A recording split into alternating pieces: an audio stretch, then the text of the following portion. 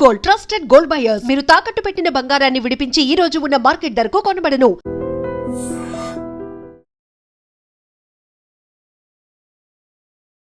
ఇది most tragedy న్యూస్కి సంబంధించినటువంటి బ్రేకింగ్ అప్డేట్స్ మనం చూస్తున్నాము. టెర్రిఫైయింగ్ విజువల్స్ అందుతున్నాయి. ఈరోజు మధ్యాహ్నం అహ్మదాబాద్ నుంచి లండన్కి బయలుదేరినటువంటి ఎయిర్ ఇండియా బోయింగ్ విమానం కుప్పకూలిపోయింది. అందులో ఉన్నటువంటి ప్యాసింజర్లతో పాటుగా పైలట్లు, క్రూ సిబ్బంది బతికే అవకాశాలు లేవు అనేటువంటి మాట అహ్మదాబాద్ సిటీ పోలీస్ కమిషనర్ ఇచ్చినటువంటి మాట ఇది.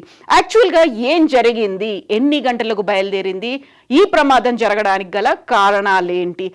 మనం అహ్మదాబాద్లో ఉన్నటువంటి సర్దార్ వల్లభాయ్ పటేల్ ఇంటర్నేషనల్ ఎయిర్పోర్ట్ నుంచి ఎయిర్ ఇండియాకి చెందినటువంటి ఈ బోయింగ్ విమానం 1:38 రన్వే నెంబర్ 23 నుంచి బయలుదేరి కాస్త ముందుకు వెళ్ళిన వెంటనే మేఘాని దగ్గర కుప్పకూలిపోయింది. జస్ట్ 5 నిమిషాల్లో 1:38 బయలుదేరినటువంటి ఈ ఫ్లైట్ 1:43 మేఘానిలో కుప్పకూలిపోయింది. దానికి సంబంధించినటువంటి ఎక్స్క్లూజివ్గా ఉన్నటువంటి విజువల్స్ మనం చూస్తున్నాము. సాధారణంగా అతి తక్కువ హైట్లో వెళ్ళడంతో అక్కడ ఉన్నటువంటి స్థానికులు కొంతమంది ఈ విజువల్స్ తీశారు. దాంట్లోనే క్లియర్గా మనకు కనిపిస్తోంది ఎలా అది తగిలి కుప్పకూలిపోయిందో, మంటలు ఎలా బ్లో అవుట్ అయ్యి బయటికి వచ్చాయో. 242 మంది ప్రయాణికులు ఉన్నటువంటి దీంట్లో 2 పైలట్లు ఉన్నారు. ఆ పైలట్లకు కూడా 8,1000కి పైగా గంటలు ఫ్లయింగ్ అనుభవం అనేది ఉంది. దాంట్లో ఉన్నటువంటి pilot Sumeet Sabharwal, Clive Kunder, pilot and co pilot air traffic control ఏటీసీకి సమాచారం అందించారు. టేక్ ఆఫ్ అయిన వెంటనే మేడే అనేటువంటి ఒక కాల్ని ఏటీసీకి అందించారు. యూజువల్గా మేడే కాల్ అనేది అక్కడ ఇంజన్ ఫెయిల్యూర్ అయినప్పుడు, లేకపోతే ఏదైనా పక్షి విమానాన్ని ఢీకొంది అనుకున్నప్పుడు, లేదు బ్యాలెన్స్ చేయలేకపోతున్నాము, అక్కడ హైజాక్ గురైంది, ఎమర్జెన్సీ ల్యాండింగ్ చేయాల్సినటువంటి పరిస్థితి ఉంది అనేటువంటి కాల్ మేడే కాల్ రూపంలో తీసుకుంటారు. ఇమ్మీడియట్గా టేక్ ఆఫ్ అయిన వెంటనే వితిన్ ఫ్యూ సెకండ్స్లోనే ఏటీసీకి సమాచారం ఇచ్చినప్పటికీ ఏటీసీ దగ్గర ఆ సమాచారాన్ని రిసీవ్ చేసుకోవడానికి ఎవరూ లేరు. వితిన్ 5 minutesలో అది అక్కడున్నటువంటి మెడికల్ కాలేజ్ హాస్టల్ మీద కుప్పకూలింది. 1:43 కావడంతో ఆ హాస్టల్లో లంచ్ చేయడానికి వచ్చినటువంటి వైద్య విద్యార్థుల మీద కుప్పకూలింది ఈ విమానం. ఇమాజిన్, 242 మంది ప్రయాణికులు ఉన్నారు, అందులో 2 పైలట్లు ఉన్నారు, 10 మంది క్యాబిన్ క్రూ ఉన్నటువంటి విమానం హాస్టల్ మెస్ మీద కుప్పకూలింది. అక్కడే లంచ్ చేయడానికి వచ్చారు వైద్య విద్యార్థులు, వారందరి మీద కుప్పకూలింది. ఇప్పటికైతే అందుతున్నటువంటి సమాచారం ప్రకారం ఇమ్మీడియట్గా అక్కడికి ఫైర్ టెండర్స్ వచ్చారు, అక్కడ ఉన్నటువంటి అగ్నిమాపక శకటాలు వచ్చాయి, అంబులెన్సులు వచ్చారు, స్థానికులు వచ్చారు, అందరూ రెస్పాండ్ అయ్యారు. ఇప్పటికీ 40 మంది ప్రయాణికులకి సంబంధించినటువంటి ఇన్ఫర్మేషన్, వాళ్ళు హాస్పిటల్లో క్షతగాత్రులుగా ఉన్నారు అనేటువంటి ఇన్ఫర్మేషన్. అండ్ గుజరాత్కి 2 సార్లు సీఎంగా పనిచేసినటువంటి విజయ్ రూపానీ ఇదే ఫ్లైట్లో లండన్కి వెళ్తున్నారు. 6 నెలలుగా తన భార్య లండన్లో ఉంది, తనను తీసుకురావడానికి విజయ్ రూపానీ అదే ఫ్లైట్లో వెళ్తున్నారు. బిజినెస్ క్లాస్లో విజయ్ రూపానీ ప్రయాణిస్తున్నారు. ఇప్పటికైతే మనకు అఫీషియల్గా ఎంత లెక్క అనేది రాకపోయినప్పటికీ అహ్మదాబాద్ సిటీ పోలీస్ కమిషనర్ చెప్పిన వివరాలని పట్టి చూస్తే ఆ తీవ్రతని చూసిన తర్వాత అర్థమవుతోంది. అండ్ కమిషనర్ చెప్పినటువంటి మాటలు, అక్కడ ఉన్న వాళ్ళు ఎవరు బతికే ఛాన్సెస్ లేవు అనేది. అండ్ దీంతో పాటుగా ఆల్మోస్ట్ ఒక 40 మంది వైద్య విద్యార్థులు మెస్లో భోజనం చేయడానికి, హాస్టల్లో భోజనం చేయడానికి వచ్చిన వాళ్ళు కూడా మరణించారనేది.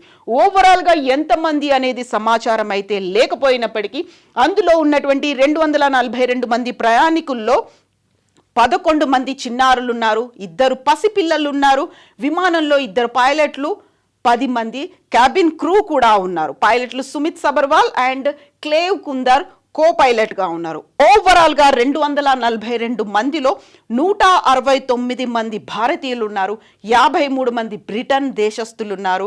విమానంలో 7 పోర్చుగీస్కి చెందినటువంటి దేశస్థులు, అలాగే ఒకరు కెనడాకి చెందినటువంటి దేశస్తులు కూడా ఉన్నట్టుగా మనకు అందుతున్నటువంటి ఈ సమాచారం యాక్చువల్గా ఏటీసీకి ఎయిర్ ట్రాఫిక్ కంట్రోల్కి సమాచారం అందించినప్పటికీ అక్కడ ఎందుకు రెస్పాండ్ అవ్వలేదు అనేటువంటి దాంతో పాటుగా ఉన్నటువంటి 2 ఇంజన్లు కూడా ఫెయిల్ అయ్యి ఉంటాయి అనేటువంటి ఒక సమాచారం. అండ్ ఎయిర్ ఇండియా బోయింగ్ అనేది ఒక బ్లాక్ డేగా దీన్ని అనౌన్స్ చేసింది. ఇమ్మీడియట్గా తన ప్రొఫైల్ని మార్చుకుంది. ఆ తర్వాత బయోలో కూడా బ్లాక్ డేగా అనౌన్స్ చేసుకుంది. మేడే కాల్ ఇచ్చినప్పటికీ రెస్పాండ్ అవ్వకపోవడం వెనకాల ఏదైనా కుట్ర కోణం ఉందా అనేటువంటి సమాచారం కూడా ఉంది. ఇందులో గతంలో జరిగినటువంటి ఇన్సిడెంట్స్ ఇవన్నీ చూసిన తర్వాత ఎంత సురక్షితం, యాక్చువల్గా ఎంత రెస్పాన్సిబుల్గా ఉండాలి, ఎంత ఇమ్మీడియట్గా రెస్పాండ్ అవ్వాల్సినటువంటి అవసరం ఉంది. వీరందరితో పాటుగా ఇప్పుడు పోలీస్ కమిషనర్ చెప్తున్నటువంటి వివరాలు చాలా భయంకరంగా ఉన్నాయి, భయానకంగా ఉన్నాయి.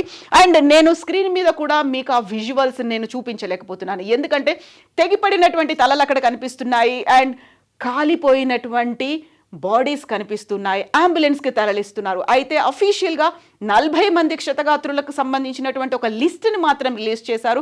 సో ఢీ కొనడం డైరెక్ట్గా కాక్పిట్ నుంచి భవనాన్ని ఢీ కొంది కాబట్టి అక్కడ ఉన్నటువంటి పైలట్, కో పైలట్ తర్వాత బిజినెస్ క్లాస్, ఆ తర్వాత ఎకానమీ క్లాస్ అవన్నీ ఎఫెక్ట్ పడ్డాయి. ఎవరైనా అక్కడ బతికి ఉండే అవకాశాలు ఏమైనా ఉంటే విమానం చివర్లో ఉన్నటువంటి ప్రయాణిస్తున్నటువంటి ఎకానమీ క్లాస్లో ప్రయాణిస్తున్నటువంటి ప్రయాణికులు మాత్రమే బతికే ఛాన్సెస్ ఉన్నాయని చెప్తున్నప్పటికీ పోలీస్ కమిషనర్ ఇచ్చినటువంటి ఇన్ఫర్మేషన్, అది కూడా రాయిటర్స్కి, ఏఎన్ఐకి ఇచ్చినటువంటి ఇన్ఫర్మేషన్ని బట్టి చూస్తే ఆల్మోస్ట్ బతికే అవకాశాలు లేవు. బట్ ఆ టైంకి లంచ్ చేయడానికి వచ్చినటువంటి వైద్య విద్యార్థుల పరిస్థితిని కూడా ఆలోచించుకుంటే ఆ విజువల్స్ కూడా భయంకరంగా, భయానకంగా ఉన్నాయి. ఒకేసారి నడినెత్తిన విమానం కుప్పకూలిపోవడం, కరెక్ట్గా టేక్ ఆఫ్ అయినటువంటి 5 నిమిషాల్లోనే ఈ సంఘటన జరగడం వెనకాల కుట్ర కోణం ఏమైనా ఉందా? రెస్పాన్సిబుల్గా ఎవరు ఉండలేకపోయారు? యాక్చువల్గా ఇంబ్యాలెన్స్ అయిందా, పక్షి ఢీకొందా, ఎమర్జెన్సీ అనేది మేడే కాల్ ఇవ్వాల్సినటువంటి పరిస్థితి పైలట్లు ఏటీసీకి చేరవేసినప్పుడు ఎందుకని రిసీవ్ చేసుకోలేకపోయారు? ఇమ్మీడియట్గా దేశమంతా స్పందించింది. భారతదేశానికి సంబంధించి ఆ బోయింగ్ ఫ్లైట్లో ఉన్నటువంటి దేశాలకు చెందిన వారే కాకుండా వివిధ దేశాల తరఫున కూడా సంఘీభావం ప్రకటిస్తున్నారు. ఇమ్మీడియట్గా సహాయ చర్యల కోసం మేమున్నాము అనేటువంటి వాదన కూడా ఉంది. ఇందులో ఖలిస్తాన్కి సంబంధించినటువంటి ఉగ్రవాదుల కుట్రకోణం ఏమైనా ఉందా? ఎందుకంటే కెనడాకి సంబంధించినటువంటి ఒక దేశీయుడు కూడా ఉన్నారు. అండ్ G7 సదస్సు కోసం ప్రధానమంత్రి నరేంద్ర మోడీ కూడా అటెండ్ అవ్వడానికి వెళ్ళబోతున్నటువంటి ఆ సమయానికి కొద్ది రోజుల ముందుగా జరిగినటువంటి ఈ ఇన్సిడెంట్ని చూస్తే ఇదే డౌట్ అనేది ప్రతి ఒక్కరికి వస్తుంది. యాక్చువల్గా ఇంత ఇన్సిడెంట్ జరగడం అనేది ఉన్నటువంటి పైలట్లు కూడా సుమిత్ సబర్వాల్కి అయితే 8,000కు పైగా ఫ్లయింగ్ అవర్స్ ఎక్స్పీరియన్స్ ఉంది. కో పైలట్ కూడా 11 గంటలకు పైగా ఫ్లయింగ్ ఎక్స్పీరియన్స్ అనేది ఉంది. వాళ్ళు కంప్లీట్గా వెల్ ట్రైన్డే కాదు, వెల్ ఎక్స్పీరియన్స్డ్. అండ్ బోయింగ్కి సంబంధించి కూడా టాటా దీన్ని టేక్ ఓవర్ చేసుకుంది ఎయిర్ ఇండియాని. ఆ తర్వాత టాటా కూడా అనౌన్స్ చేసింది ఇది ఒక హృదయ విదారకమైనటువంటి భయంకరమైనటువంటి ఇన్సిడెంట్గా. సో అక్కడ అహ్మదాబాద్ నగరం అయితే ఉలిక్కి పడింది, సడన్గా జనావాసాల మీద పడింది. అది కూడా ఇంటర్నేషనల్ ఎయిర్పోర్ట్కి సంబంధించి ఒక 5 నిమిషాల్లోనే అదే పరిధిలో ఉన్నటువంటి ఇక్కడ స్మోక్ కూడా కనిపిస్తోంది. ఎంత భయంకరంగా ఒక బ్లాక్ స్మోక్ అనేది ఉందో, దట్టమైనటువంటి స్మోక్ అనేది ఉంది. అది కూడా అక్కడ ఉన్నటువంటి మనకు అక్కడ ఉన్నటువంటి విజువల్స్ కూడా చూస్తుంటే పక్కనున్నటువంటి కార్లు కూడా తగలపడిపోయినటువంటి విజువల్స్ కనిపిస్తూ ఉన్నాయి. అక్కడ కేవలం ఒక కార్ బాడీ మాత్రమే మిగిలింది. ఇలాంటి సిచ్యువేషన్లో అందులో ఉన్నటువంటి ప్రయాణికుల పరిస్థితి ఏంటి? కనీసం గుర్తుపట్టడానికి వీలు లేకుండా కూడా అక్కడ మాంసం ముద్దలుగా కూడా కాదు, కంప్లీట్గా శవాలు తగలబడిపోయినటువంటి శవాలు అనేవి కనిపిస్తున్నాయి. అలాంటి ఇన్సిడెంట్స్ని మేము చూపించదలుచుకోలేదు, హృదయ విదారకమైనటువంటి సంఘటనలు. అయితే ఇక్కడే బోల్డ్ అని క్వశ్చన్స్ అనేవి ఉన్నాయి. యాక్చువల్గా కండిషన్లో లేదా, విమానం కండిషన్లో లేదా, బ్యాలెన్స్ చేసుకోలేదా, ఫ్యూయలింగ్ టైంలో దాన్ని మెజర్ చేసుకోలేకపోయారా, పక్షి ఢీకొందా, లేకుంటే ఎమర్జెన్సీకి సంబంధించినటువంటి కాల్ ఏటీసీకి ఎందుకు ఇవ్వాల్సి వచ్చింది, అక్కడ ఉన్నటువంటి 2 ఇంజన్స్ కూడా ఫెయిల్ అయిపోయాయా, వీటన్నిటికీ సంబంధించినటువంటి ఇన్ఫర్మేషన్ అయితే ఇంకా రావాల్సి ఉంది. అఫీషియల్గా ఎంత డెత్ టోల్ ఉంది ఆ ఇన్ఫర్మేషన్ కూడా ఇప్పటికీ రాలేదు. అవన్నిటికీ సంబంధించి ప్రాథమిక దర్యాప్తు అనేది కొనసాగుతోంది. బట్ అక్కడ ఉన్నటువంటి స్థానికులు ఎలా అయితే ఒక సడన్ గా కుప్పకూలడంతో భయంకరమైనటువంటి అనుభవానికి గురయ్యారో అదే రకంగా స్థానికులు కూడా రెస్పాండ్ అయ్యి ఇమ్మీడియట్ గా ముందుకొచ్చి వాళ్ళని రెస్క్యూ చేయడం అనేది, అక్కడ మంటల్ని ఆర్పే ప్రయత్నం చేయడం కావచ్చు, లేకుంటే అక్కడున్న వారిని తరలించే ప్రయత్నం చేయడం కావచ్చు, ఇమ్మీడియట్ గా ట్రాఫిక్ లేకుండా చూసుకునే ప్రయత్నం, అంబులెన్స్లను తీసుకెళ్లే ప్రయత్నం, ఫైర్ ఇంజన్లను తీసుకెళ్లడానికి కావాల్సినటువంటి దారి ఇవ్వడం అనేది అహ్మదాబాద్కి సంబంధించినటువంటి స్థానికులు చేశారు. బట్ ఆ 5 నిమిషాల్లో ఏం జరిగింది, 5 నిమిషాల్లో ఎందుకని రెస్పాండ్ అవ్వలేకపోయారు, కుట్రకోణం ఏం జరిగింది, ఇలాంటి వాటన్నిటి మీద ఇప్పుడు దర్యాప్తు చేయాల్సినటువంటి అవసరం అయితే ఉంది. అహ్మదాబాద్ ఎయిర్పోర్ట్ని అయితే దాన్ని క్లోజ్ చేశారు. సాయంత్రం తర్వాత మేము రెగ్యులర్ యాక్టివిటీస్ని ప్రారంభిస్తాము అని అక్కడ ఉన్నటువంటి ఎయిర్పోర్ట్ అథారిటీ ఆఫీసర్లు అయితే అనౌన్స్ చేశారు. అక్కడ నుంచి టేక్ ఆఫ్ లేవు, అక్కడ నుంచి ల్యాండింగ్లు లేవు. సాయంత్రం తర్వాత పరిస్థితి చక్కదిద్దుతుందాం, ఆ తర్వాతే మేము అక్కడ విమానాశ్రయాన్ని ప్రయాణికులకు అందుబాటులో ఉంచుతామని చెప్పినప్పటికీ ఒక రకమైనటువంటి భయంకరమైనటువంటి అనుభవాలు, భయానక పరిస్థితులు ఉన్నాయి. కాబట్టి బోల్డన్ని క్వశ్చన్స్ ఉన్నాయి. వీటన్నిటి గురించి దర్యాప్తులో తీర్చాల్సినటువంటి అవసరం ఉంది. మోస్ట్ ఇంపార్టెంట్ థింగ్, చాలా మంది ప్రయాణికులు చిన్న పిల్లలతో అక్కడికి వెళ్తున్నారు, ఎన్నో ఆశలతో వెళ్తున్నారు, ఎన్నో అనుభవాలతో వెళ్తున్నారు. ఇక్కడ నుంచి లండన్కి వెళ్ళే వాళ్ళు మొదటి ప్రయాణికులు చాలా మంది ఉన్నారు, పిల్లలతో తీసుకెళ్తున్న వాళ్ళు ఉన్నారు. వాళ్ళందరూ ఇప్పుడు సజీవంగా ఉన్నారా లేదా, 40 మంది విషయం అయితే బయటకు వచ్చింది, వాళ్ళకి హాస్పిటల్లో ఉన్నారు. బట్ ఎంత తీవ్ర స్థాయిలో వాళ్ళు గాయాల పాలయ్యారు, లేకుంటే క్షతగాత్రులకి సంబంధించినటువంటి కంప్లీట్ ఇన్ఫర్మేషన్ కూడా అందాల్సినటువంటి అవసరం ఉంది. ఏ వార్డులో ఉన్నారు, వాళ్ళ ఏజ్ ఎంత, మేలా ఫీమేలా, ఇలాంటి వివరాలు అయితే వెల్లడించినప్పటికీ కంప్లీట్గా దహనం అయిపోయినటువంటి ఆ ప్యాసింజర్స్ని ఐడెంటిఫై చేయడం కూడా ఇప్పుడు కష్టతరంగా మారింది. దానికి కూడా ఇప్పుడు మళ్ళీ DNA టెస్టులు ఇవన్నీ చేస్తే తప్ప ఐడెంటిఫై చేసుకోలేని పరిస్థితి. అండ్ విజయ్ రూపానికి సంబంధించి అఫీషియల్గా కూడా ఇప్పటికీ ఇన్ఫర్మేషన్ అందలేదు. ఆయన చనిపోయారు అనేటువంటి వివరాలు అయితే వస్తున్నప్పటికీ కూడా వీటన్నిటికి సంబంధించి అఫీషియల్ ఇన్ఫర్మేషన్ అధికారికంగా ఒక ప్రెస్ నోట్ రావాల్సినటువంటి అవసరం ఉంది. ఓవరాల్గా అయితే అక్కడ రెస్క్యూ ఆపరేషన్స్ కోసం ఇమ్మీడియట్ గా అది కూడా గుజరాత్ నుంచే అటు హోంమంత్రి అమిత్ షా, ఇటు ప్రధానమంత్రి నరేంద్ర మోదీ ఉన్నారు. అహ్మదాబాద్ అనేది చాలా కీలకమైనటువంటి వాణిజ్య నగరంగా మారింది.